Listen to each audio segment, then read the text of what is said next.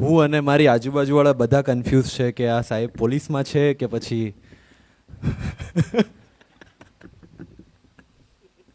આજે મહંત શ્રી જયદેવ શરણજી મહારાજની પ્રેરક અને પવિત્ર ઉપસ્થિતિમાં ભાવનગરના આંગણે યોજાયેલ ગોપી કથામાં ઉપસ્થિત ભાવનગરના પ્રથમ નાગરિક મેયરશ્રી તેમજ આયોજકો અને અહીંયા ઉપસ્થિત પ્રેરક શ્રોતાજનો, એક ઓમ પાર્ટી પ્લોટમાં જ્યારે શક્તિ આરાધના થઈ અને એમાં રિયલ સ્ટોરી, પડદા પાછળની સ્ટોરી હું તમને હમણાં કહું તો એ ધર્મસભા ચાલુ થઈ અને હું પહેલી લાઈનમાં બેઠો હતો, હું અને માનનીય રાજુભાઈ રાણા, અને અમારી કોઈક ચર્ચા ચાલતી હતી, ગહન ચર્ચા, અને અહીંયા રામચંદ્રદાસ બાપુજીની સ્પીચ ચાલતી હતી.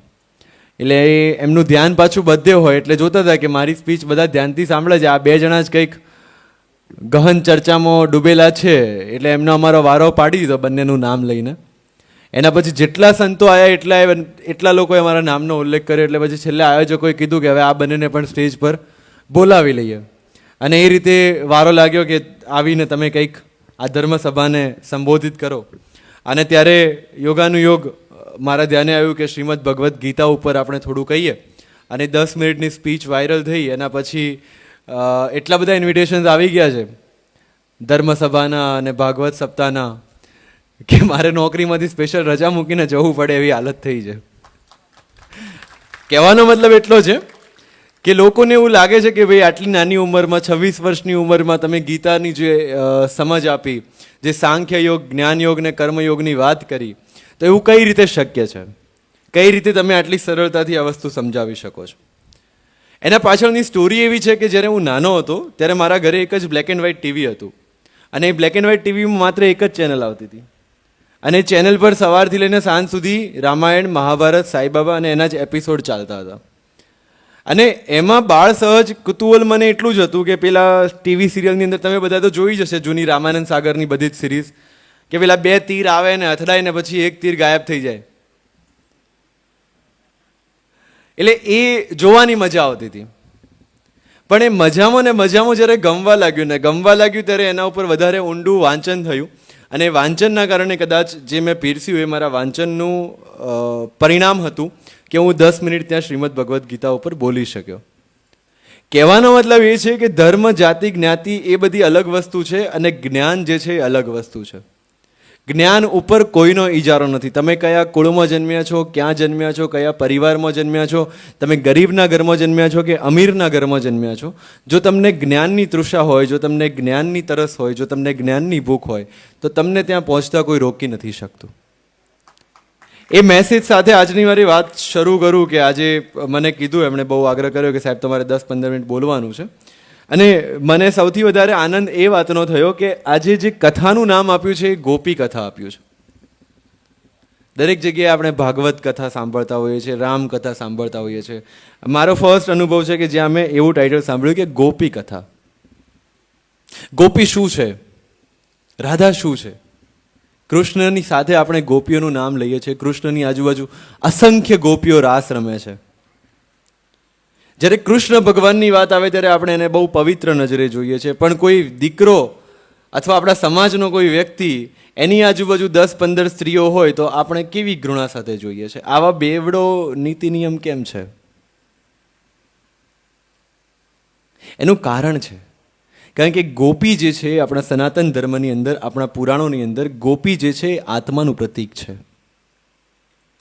અને કૃષ્ણ એ પરમાત્માનું પ્રતીક છે. અને પરમાત્માની આસપાસ આત્મા જે છે એ રાસ રમે છે. એ રાસ જે છે એ પરમાત્માની લીલાનું પ્રતીક છે. કૃષ્ણને કહેવાય છે લીલા પુરુષોત્તમ, અને લીલા પુરુષોત્તમ એટલા માટે છે કારણ કે પરમાત્માની આજુબાજુ અસંખ્ય આત્માઓ, ગોપીઓ પોતાનો રાસ નિરંતર ચલાવતી હોય છે. અને એટલા માટે મને આ ખૂબ સરસ આનું જે ટાઇટલ છે એ ગમ્યું સ્વામીજી, કે ગોપી કથા. આત્મા એ જ્યારે પરમાત્માની વાત કરે છે એની આ કથા. એનાથી વધારે આગળ વધીએ તો જ્યારે આપણે રાધા રાણીની વાત કરીએ છીએ, જ્યારે આપણે કહીએ છીએ કે કૃષ્ણ પહેલાં આપણે રાધાનું નામ લઈએ છીએ, કૃષ્ણને પામવા હોય તો આપણે રાધાથી શરૂઆત કરવી પડે. આપણને ખબર છે કે ભગવાન કૃષ્ણ એ ભગવાન વિષ્ણુના અવતાર હતા. દેવી રૂકમણી એ લક્ષ્મી દેવીના અવતાર હતા. બલરામ જે છે એ શેષ નાગના અવતાર હતા. રાધા રાણી કોનો અવતાર હતા? કોઈ કહી શકશે?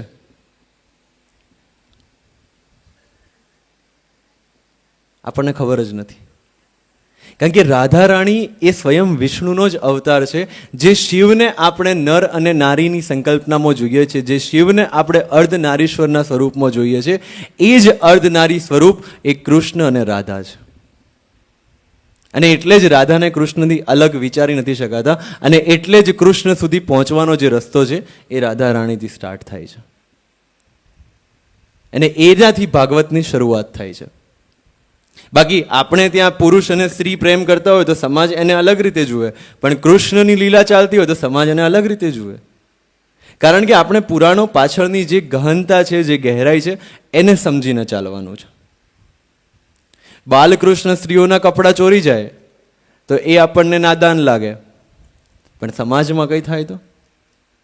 એટલે જ કૃષ્ણ સૌથી અઘરા ભગવાન છે. કારણ કે કૃષ્ણને પૂજવા, કૃષ્ણને માનવા એ બહુ ઇઝી વસ્તુ છે, પણ કૃષ્ણને જાણવા ને કૃષ્ણને સમજવા ત્યાં ખરી પરીક્ષા શરૂ થાય છે.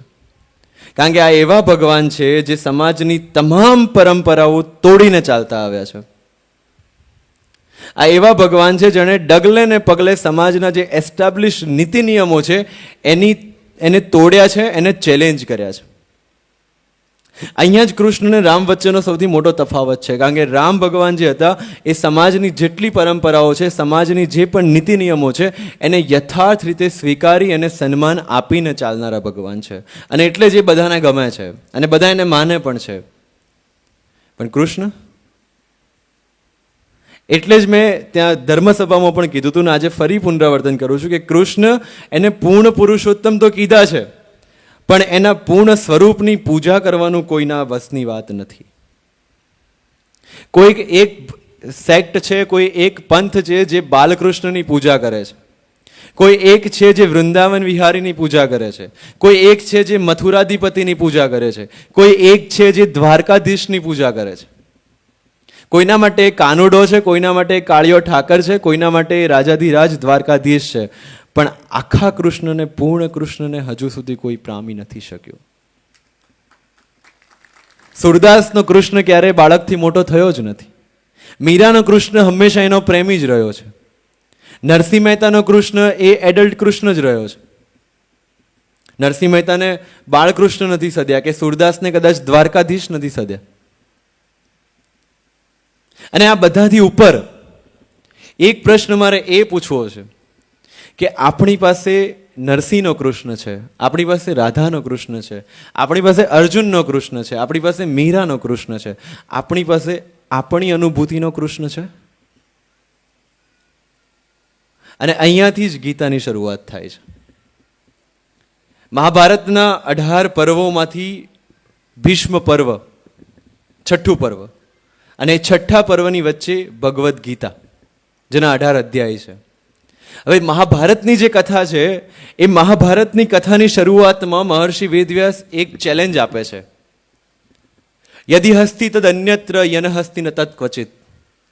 જે આમાં છે એ જ બહાર છે, જે આમાં નથી એ બહાર ક્યાંય નથી. વર્ષો જૂનું, એટલે હજારો વર્ષો જૂનું એક મહાકાવ્ય જે આજના સમયે પણ આપણને એટલું જ સાંપ્રત લાગે છે. અને એની શરૂઆતમાં એના જે લેખક છે મહર્ષિ વેદવ્યાસ એ ચેલેન્જ મારીને કહે છે કે જે મહાભારતમાં છે એ જ દુનિયામાં છે, જે મહાભારતમાં નથી એ દુનિયામાં નથી. એનું કારણ કે મહાભારતની અંદર જેટલા પણ પાત્રો છે એ તમામ પાત્રો આપણને રિયલ લાગે. એમાં ક્યાંય પરફેક્શનની વાત જ નથી. એમાં હિંસાની વાત છે, એમાં ચોરીની વાત છે, એમાં પ્રપંચની વાત છે, એમાં ધર્મની વાત છે, એમાં અધર્મની વાત છે, એમાં પાપની વાત છે, એમાં પુણ્યની વાત છે, એમાં દુઃખની વાત છે, એમાં સુખની વાત છે, એમાં માતાનું દર્દ છે, એમાં પિતાનું વાત્સલ્ય છે, પિતાનો લોભ છે અને લોકોનો ત્યાગ છે. અને આ બધું ભેગું થઈને મહાભારતની કથા બને છે. અને એટલે જ એ કથા આપણને પોતાની લાગે છે. મહાભારત જે છે એ માનવ સ્વભાવનું મહાકાવ્ય છે. તમે જોયું એની અંદર એમાં દરેક પાત્રનો એક સ્વભાવ છે અને એ પાત્ર છેક સુધી એ સ્વભાવ પ્રમાણે વર્તે છે.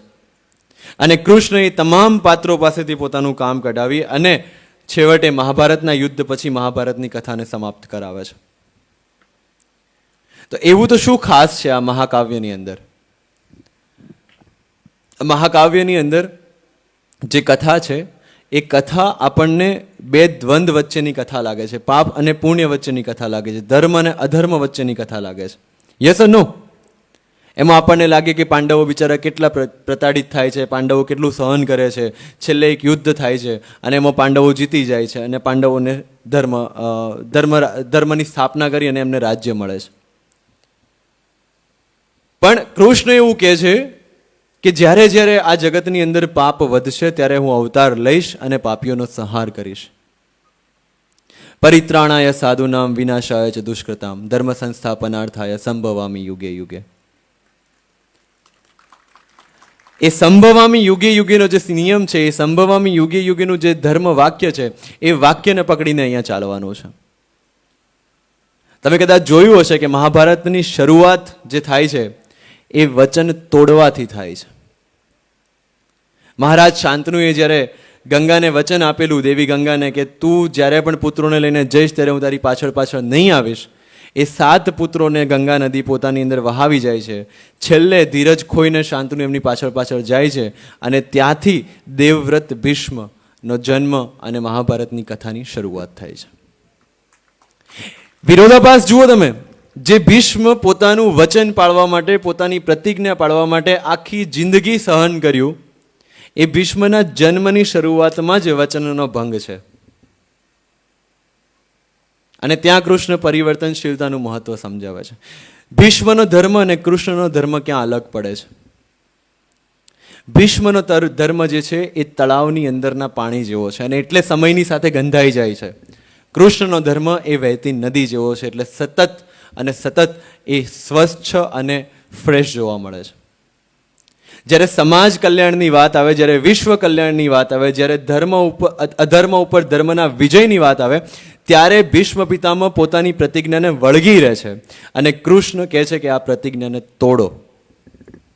કારણ કે પ્રતિજ્ઞા તોડવાથી જો ધર્મ સચવાતો હોય, પ્રતિજ્ઞા તોડવાથી જો વિશ્વનું કલ્યાણ થતું હોય, પ્રતિજ્ઞા તોડવાથી જો ધર્મની સ્થાપના થતી હોય, તો પ્રતિજ્ઞા તોડવી એ પણ કૃષ્ણને માટે ધર્મ છે. ત્યાંથી આ કથાની શરૂઆત થઈ છે અને એટલા માટે આ વિરોધાભાસની હું વાત કરું છું. મહાભારતની કથા જેમ જેમ આગળ વધતી જાય છે એમ આપણને કૃષ્ણના દરેક સ્વરૂપનો પરિચય થાય છે. કૃષ્ણ જૂઠું બોલીને પણ ધર્મની સંસ્થાપના કરવા માટે પ્રતિબદ્ધ છે. કૃષ્ણ છળ કરવા માટે પણ પ્રતિબદ્ધ છે. કૃષ્ણ આખા દિવસને બદલાવીને સૂર્યને ફરીથી ઉગાડવા માટે પણ પ્રતિબદ્ધ છે, જો એમને ધર્મની સ્થાપના કરવી છે તો. તો આ ધર્મ શું છે? આ કયા ધર્મની વાત કરે છે કૃષ્ણ?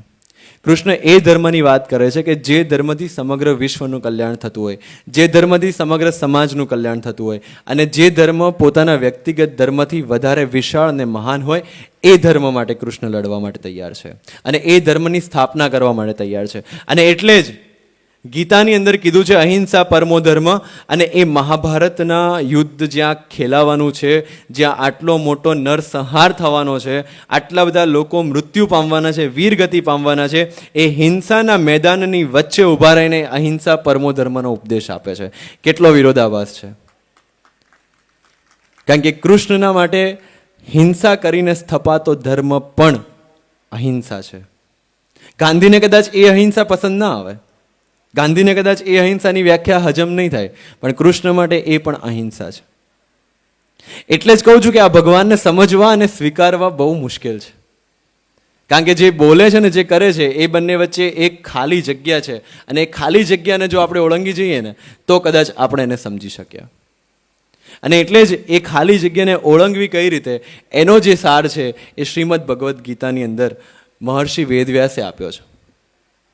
આ જ્ઞાન જે છે, જે ભગવદ્ ગીતાનું જ્ઞાન છે, એ સૌથી પહેલાં ભગવાન શ્રી કૃષ્ણએ ભગવાન સૂર્યનારાયણને આપેલું, સૂર્યનારાયણે મનુને આપેલું અને મનુ થ્રુ, આપણા ઋષિઓ થ્રુ, વેદ, વેદાંગ, ઉપનિષદ, આરણ્યક થ્રુ એ જ્ઞાન વહેતું વહેતું આગળની જનરેશનને પહોંચતું હતું.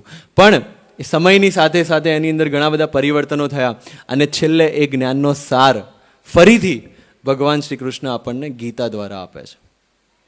પણ પ્રોબ્લેમ એ થયો છે કે જે ગ્રંથ આપણને જીવન જીવતા શીખવાડે છે એ ગ્રંથને આપણે મૃત્યુ પછી વાંચવાનો અધ્યાય બનાવી દીધો છે.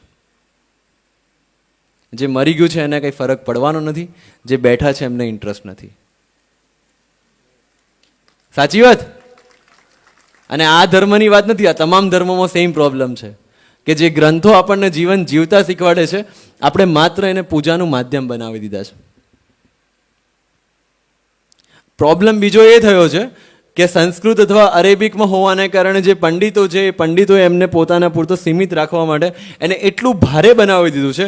જ્ઞાન યોગ, કર્મયોગ ને ભક્તિ યોગની જે વાત છે, કદાચ યુવાનોની અંદર ઇન્ટરેસ્ટ એટલા માટે જ પેદા નથી થતો બિકોઝ એમને એવું લાગે છે કે આ એક તો ઓલરેડી ભણવામાં આટલું દિમાગ ખરાબ થાય છે, અહીંયા ક્યાં દિમાગ ખરાબ કરવું. પણ બિલીવ મી, જો આપણને એ સમજાઈ જાય ને તો જીવનના મોટા ભાગના પ્રશ્નો ત્યાં જ સોલ્વ થઈ જાય એવું છે. મારી પાસે 5 મિનિટ છે બીજી, તો થોડું ગીતા ઉપર આગળ વધીએ આપણે. અર્જુન વિષાદ યોગ, ગીતાનો પ્રથમ અધ્યાયની અંદર જ્યારે અર્જુન એવું કહે છે કે મારાથી યુદ્ધ નહીં થાય, મારા જ સગાવાલા મારી સામે છે, જે ધર્મ, જે રિશ્તા, જે સંબંધોની હું આજીવન પૂજા કરતો આવ્યો છું, એ સંબંધો ઉપર તીર કઈ રીતે ચલાવી શકું. અને ત્યારે આપણને અર્જુન સાથે પ્રેમથી વાત કરતા કૃષ્ણ એને નામર્દ અને નપુંસક કહેતા સંભળાય છે કે તું કેવી વાત કરી રહ્યો છે, ક્ષત્રિય થઈને તું આવી બાયલા જેવી વાતો કઈ રીતે કરી શકે છે? જ્યારે તારું ધર્મ છે, તારું કર્તવ્ય છે કે તારે આ યુદ્ધ લડવાનું છે, ત્યારે તું ગાંડીવ નીચે મૂકીને બેસી ગયો છે. અને પછી શ્રી કૃષ્ણ એને આ જે જ્ઞાન છે, ગીતા જ્ઞાન, એ આપે છે. અને આપણને એ સંજય દ્વારા સાંભળવા મળે છે. આપણને કૃષ્ણ દ્વારા સંભળાયેલી ગીતા ડાયરેક્ટ નથી મળી. સંજયે જે ધૃતરાષ્ટ્રને સાંભળીને કીધેલી છે એ ગીતા મળી છે. એમાં પણ ભગવાને એક ફિલ્ટર રાખી દીધું છે, કારણ કે જે પરમ જ્ઞાન છે એ તો માત્ર ને માત્ર આત્મજ્ઞાનથી જ પ્રાપ્ત થાય એવું ક્યાંક ને ક્યાંક ત્યાંથી પ્રતિપાદિત થાય છે. બાકી નરસિંહ મહેતા કે મીરા કે સુરદાસ કે કબીર એમને ક્યાંય જોયા હતા પીએચડી કરવા જતા?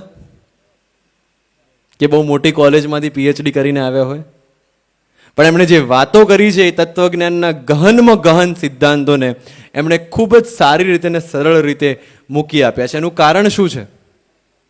એનું કારણ એ છે કે એમણે જે જ્ઞાન મેળવ્યું છે એ આત્મામાંથી મેળવ્યું છે. કૃષ્ણએ ચોખ્ખું જ કીધું છે ગીતામાં કે જ્ઞાન એ આત્માનો મૂળભૂત ગુણધર્મ છે. તો આત્મા છે ક્યાં? ક્યાં શોધવી? આ જે શરીર છે, જ્યારે પરમ બ્રહ્મના ભાગ થયા અને એ ભાગ થઈને પુરુષે પ્રકૃતિમાં નિવાસ કર્યો, એની જે ઘટના છે ત્યાંથી આ આખા બ્રહ્માંડના સર્જનની ઘટના શરૂ થાય છે. 5 મહાભૂત, 5 પદાર્થ, 5 કર્મેન્દ્રિય, 5 જ્ઞાનેન્દ્રિય અને 3 સ્વભાવ, રજસ, તમસ અને સત્વ. આ 23 પદાર્થોનું મિશ્રણ થઈને આ શરીર બન્યું. આ શરીરમાં ચેતના રૂપે પ્રકૃતિએ વાસ કર્યો અને ત્યારબાદ પરમ બ્રહ્મના ભાગ થઈને પુરુષે આની અંદર વાસ કર્યો અને ત્યારે આપણું આ શરીર જે છે એ હાલતું ચાલતું થયું. પણ થયું એવું કે એ પરમ બ્રહ્મના ભાગ થઈને જે પુરુષે આત્મા રૂપે શરીરમાં પ્રવેશ કર્યો અને શરીરમાં વાસ કર્યો અને ત્યારબાદ જે મોહ માયાની અંદર આત્મા જે છે એ પોતાનું મૂળ સ્વરૂપ ભૂલી ગઈ અને મૂળ સ્વરૂપ ભૂલીને એ આ જે સૃષ્ટિ છે, આ જે પ્રકૃતિ છે એને જ સત્ય માનવા લાગી. ત્યાંથી ધર્મ અને અધર્મના ભાગની શરૂઆત થઈ. અને ત્યારે અર્જુન પૂછે છે કે ધર્મ શું છે? તો એ આત્મા જે પોતાનો મૂળ સ્વભાવ ભૂલી ગઈ છે, પોતાનું મૂળ સ્વરૂપ ભૂલી ગઈ છે, એ પોતે આત્મા એ પરમાત્માનો ભાગ છે, એ સ્વરૂપ સુધી પહોંચવાનું, એ સમજણ સુધી પહોંચવાનો જે રસ્તો છે એ જ ધર્મ છે. અને એ જે આપણને દૂર લઈ જાય છે એ જ અધર્મ છે. આ શોર્ટ અને સિમ્પલ ડેફિનેશન છે ધર્મની. એટલે જ્યારે આપણને રિયલાઇઝ થાય, જ્યારે આપણને સમજાય કે મારી અંદર જે વસી રહ્યો છે એ આત્મા છે, એ પરમાત્માનો જ એક ભાગ છે, ત્યારે કદાચ મને સૃષ્ટિની અંદર દરેક જગ્યાએ પરમાત્મા દેખાવા લાગે અને એનું જ નામ જે છે એ સાંખ્ય યોગ અથવા જ્ઞાન યોગ છે. જીભ દાંત વચ્ચે આવે તો કષ્ટ કોને થાય? શરીરને? યસ ઓર નો? હા કે ના? એવી જ રીતે કોઈ એક મનુષ્યને જો તકલીફ પડે તો એ પરમાત્માને તકલીફ પડે છે. એ ડેફિનેશન જો સમજાઈ જાય, એ વસ્તુ જો સમજાઈ જાય, તો આપણને સાંખ્ય યોગ સમજાઈ ગયો એવું સમજી લેવાનું. એટલે જેટલી પણ વાતો કરવામાં આવે છે કે બીજાને દુઃખ ના આપવું, બીજાનું અહિત ના કરવું, બીજાને ન ગમતું એવું ન બોલવું, બીજાને દુઃખી ન કરવા, એ બેસિકલી એવું કહેવા માંગે છે કે પરમાત્માને દુઃખી નથી કરવા. એટલે આપણાથી જો કોઈને લાફો વાગી જાય, આપણાથી જો કોઈનું અહિત થઈ જાય, આપણાથી જો કોઈને ખરાબ કહેવાય જાય, તો સમજી લેવાનું કે આપણે પરમાત્માને ખરાબ લગાડ્યું છે, પરમાત્માને દુઃખ થયું છે. એવું જો વિચારતા થઈ જઈએ તો આઈ ડોન્ટ થિંક કે આપણને બીજા કોઈ ધર્મની જરૂર છે. એ સાંખ્ય યોગથી આગળ ભગવાન કર્મયોગની વાત કરે છે. કર્મણ્યેવાધિકારસ્તે મા ફલેષુ કદાચન. અનાસક્તિ યોગ અને નિષ્કામ કર્મની વાત કરે છે. શું છે નિષ્કામ કર્મ? આપણને બધા કહેતા હોય છે કે નિષ્કામ ભાવે કર્મ કરો, અનાસક્ત થઈને કર્મ કરો. કર્મ કરે જ્યાં ફળની આશા ના રાખ. ફળની આશા વગર કોઈ કર્મ થાય છે? કેમ નથી થતું? એ પ્રશ્નોના જવાબ જે છે એ ભગવાન કૃષ્ણએ ગીતામાં આપ્યા છે. અનાસક્ત ભાવે કઈ રીતે કર્મ કરવું, ફળની ઈચ્છાનો ત્યાગ કઈ રીતે કરવો. ત્યારે કૃષ્ણ સમજાવે છે કે જો તમે એવું માનવા લાગો કે આ જે કંઈ પણ થાય છે અથવા તમે જે કંઈ પણ કરો છો એ પરમાત્મા કરી રહ્યા છે, તમારો આત્મા કરી રહ્યો છે, તમારું શરીર અને આત્મા વચ્ચેનો ભેદ જો આપણે સમજતા થઈ જઈએ તો આપણે કર્મની જે ફળની આશાઓ રાખીએ છીએ એ રાખતા બંધ થઈ જઈએ. ભગવાન કૃષ્ણ એવું કહે છે કે તમારા હાથમાં માત્ર કર્મ છે, એનું ફળ આપવું તમારા પ્રારબ્ધના હાથમાં છે, એના ઉપર તમારો અધિકાર નથી. પ્રારબ્ધ શું છે? તમે કરેલા કર્મોનું જે ફળ છે, એના જે લેખાજોખા છે, જે પાપ અને પુણ્ય છે, એ પાપ ને પુણ્યના હિસાબને આધારે તમને જે મળે છે એ તમારું પ્રારબ્ધ છે. એટલે આપણે જે કર્મો કરીએ છીએ, આપણે જે પાપ કે પુણ્ય કરીએ છીએ, એ ક્યાંક ને ક્યાંક એના લેખાજોખા થતા હોય છે અને લેખાજોખાના આધારે આપણને થાય છે. લાક્ષાગૃહની આખી ઘટના યોજના કૌરવોએ બનાવી કે આનાથી આપણે પાંડવોને બાળી દઈએ, એ એમનું કર્મ હતું. પણ પાંડવો બળ્યા નહીં, એ કર્મનું ફળ પ્રારબ્ધએ આપેલું. મહાભારતની આખી કથામાં કૌરવોએ જેટલા પ્રપંચો કર્યા, જેટલા છળ કર્યા, જેટલી યોજનાઓ બનાવી, એ બધી જ એમનું કર્મ હતું, પણ એનું પરિણામ જે આવ્યું એ પ્રારબ્ધ હતું. એ જ રીતે આપણે જે કંઈ કરીએ છીએ, આપણે જેટલી પણ વસ્તુઓ કરીએ છીએ, આપણે જે પણ કર્મો કરીએ છીએ, એ આપણા કર્મો લખાય છે ને આ પાછળનું જે ઇન્ટેન્શન છે, જે ભાવનાથી કરીએ છીએ, એ આપણું પ્રારબ્ધ છે ને એના આધારે આપણને ફળ મળે છે. અહીંયા ભગવાન નિષ્કામ કર્મયોગની વાત કરે છે કે ભાઈ અહીંયા તમે જો ફળની આશા રાખ્યા વગર માત્ર તમારો ધર્મ, તમારું જે કર્તવ્ય છે એ કર્તવ્યનું વહન કરો તો પાપ અને પુણ્યના ચક્કરમાંથી આપણે મુક્ત થઈ જઈએ છીએ. અને ત્યાં ભગવાન સમબુદ્ધિ યોગની વાત કરે છે. એની ડિટેલ્સમાં નથી જવું, પછી જઈશું, ટાઈમ ઓછો છે. અને ત્યાંથી આગળ ધ લાસ્ટ સ્ટેજ ઓફ મોક્ષ પામવાનું જે છેલ્લું સ્ટેજ છે, જેને સાંખ્ય યોગ સમજાઈ જાય છે, જે કર્મયોગી બની જાય છે, જે નિષ્કામ ભાવથી કર્મ કરવા લાગે છે, એ માણસ છેલ્લે આવીને ભક્તિ યોગને પામે છે. ભક્તિ યોગ શું છે? એવું જ્યારે અર્જુન કૃષ્ણને પૂછે છે ત્યારે કૃષ્ણ એને સમજાવે છે કે ભક્તિ યોગનું પ્રથમ ચરણ જે છે એ છે સમર્પણ. તમારી ઈચ્છા, તમારી ક્રોધ, તમારી લાલચ, તમારો મોહ, તમારો પ્રેમ, તમારી જેટલી પણ ભાવનાઓ છે એ ભાવનાઓ જ્યારે ઈશ્વરને સમર્પિત કરીને આપણે માત્ર હું જે કરું છું ઈશ્વર માટે કરું છું એ ભાવના સાથે પ્રતિબદ્ધ થઈએ ત્યારે આપણે ભક્તિ યોગનું પહેલું ચરણ જે સમર્પણ કહેવાય છે એ સમર્પણની સ્થિતિએ પ્રાપ્ત કરીએ છીએ. સમર્પણ ઘણા બધા હોય છે. પત્નીનું પતિ તરફનું સમર્પણ હોય છે, પુત્રનું પિતા તરફનું સમર્પણ હોય છે, પુત્રનું માતા તરફનું સમર્પણ હોય છે, શિષ્યનું ગુરુ પ્રત્યેનું સમર્પણ હોય છે. પણ કૃષ્ણ કહે છે કે તમે જેના પ્રત્યે સમર્પણ રાખો છો તમે એના જેવા બનતા જાઓ છો. કર્ણએ આજીવન દુર્યોધન પ્રત્યે સમર્પણ રાખ્યું અને એના કારણે દુર્યોધન જેવો થઈ ગયો. એટલે કૃષ્ણ કહે છે કે સમર્પણ રાખવું તો પછી સર્વોત્તમનું રાખવું, રાખવું તો પછી માત્ર ઈશ્વરનું રાખવું. અને ત્યાં ઈશ્વર પ્રત્યે સમર્પણની વાત કરી છે કૃષ્ણ. અને ત્યારે અર્જુન પૂછે કે સમર્પણ તો આવી ગયું પણ ભક્તિ યોગ કોને કહેવાય? ત્યારે કૃષ્ણ કહે છે કે નિરંતર સતત પ્રતિક્ષણ તમને પ્રતીતિ હોય કે તમે ભગવાન તરફ ગતિ કરી રહ્યા છો, તમે ભગવાનના સ્વરૂપને પામવા માટે ગતિ કરી રહ્યા છો, તમે પરમાત્મા તરફ ગતિ રહ્યા છો. આ વસ્તુનું સતત સ્મરણ, પ્રતિક્ષણ સ્મરણ એ ભક્તિ યોગ છે. અને એના માટે જ આ જપ, તપ, આરતી, પૂજા, આ તમામનું આયોજન જેટલા પણ આપણે કર્મકાંડ કરીએ છીએ એ કર્મકાંડનું વ્યવસ્થા એટલા માટે ઊભી કરી છે કે એ દરમિયાન તો આપણે એટલીસ્ટ યાદ રાખીએ કે આપણે ભગવાન તરફ જવાનું છે. એ આપણને ભક્તિ માર્ગે જવા માટે મદદરૂપ થાય છે. બાકી આ ભક્તિના 4 સ્ટેજ છે ને 4 સ્ટેજથી મારી વાત પૂરી કરીશ કે આ ભક્તિના જે 4 સ્ટેજ છે એમાં કદાચ તમારામાંથી કોઈ એ કબીરનું ભજન સાંભળ્યું હોય, સકલ હંસ મેં રામ બિરાજે.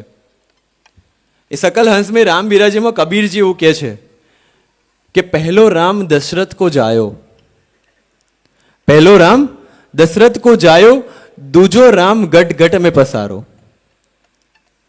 પહેલો રામ રાજા દશરથના પુત્ર, અને લગભગ આપણા બધાનું રામનું નોલેજ ત્યાંથી પૂરું થઈ જાય છે. હા કે ના? એન્ટ્રી લેવલના રામમાં જ આપણે પૂરું કરી નાખીએ છીએ. ત્યારે કબીરજી એવું કહે છે કે પહેલો રામ દશરથ કો જાયો, દૂજો રામ ગટ ગટ મેં પસારો, तीजे राम का सकल बसेरा, चौथा राम तीनों से न्यारा. એટલે પહેલો રામ જેને આપણે ઓળખીએ છીએ, જેને આપણે પૂજા કરીએ છીએ, એ રાજા દશરથના પુત્ર. બીજા રામ જે ઘટ ઘટમાં વાપેલા છે, જે દરેક જગ્યાએ વસે છે. ત્રીજે રામ કા સકલ પસેરા, એટલે જ્યારે આપણે સૃષ્ટિને પરમાત્મા સ્વરૂપમાં જોવા લાગીએ, એ ત્રીજા રામ. ચોથા રામ તીનો સે ન્યારા. એની કોઈ ડેફિનેશન નથી. શા માટે નથી? કારણ કે મેં તમને પહેલા જ કીધું કે આપણી પાસે મીરાનો કૃષ્ણ છે, નરસિંહનો કૃષ્ણ છે, સુરદાસનો કૃષ્ણ છે, પણ આપણી અનુભૂતિનો કૃષ્ણ નથી. આ આપણી અનુભૂતિનો કૃષ્ણ એ ચોથો રામ.